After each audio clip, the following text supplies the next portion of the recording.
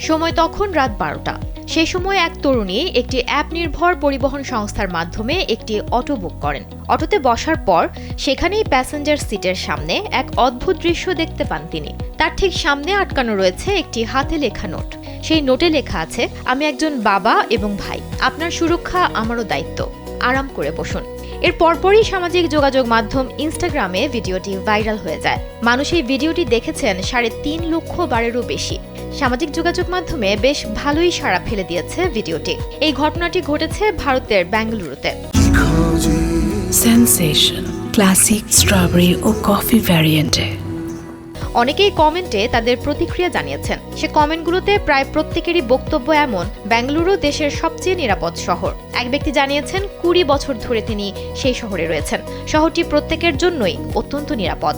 অন্য এক ব্যক্তি দাবি করেন, বেঙ্গালুরুর কোনো স্থানীয় যুবক কখনো কোনো মেয়েকে অশালীন মন্তব্য করে না। দেশের নানা প্রান্তে গণপরিবহনে যাতায়াত করা মহিলা যাত্রীদের হেনস্থার খবর প্রায় সামনে আসে। অধিকাংশ সময়ই দেখা যায় ক্যাব বা অটোরিকশার চালকরা হেনস্থা করেন মহিলা যাত্রীদের। হেনস্থার অভিযোগ যখন একটি সাধারণ চিত্র, তখন এই ঘটনাটি সেই রূঢ় বাস্তবতার মাঝে এক উজ্জ্বল মানসিকতার প্রতিচ্ছবি।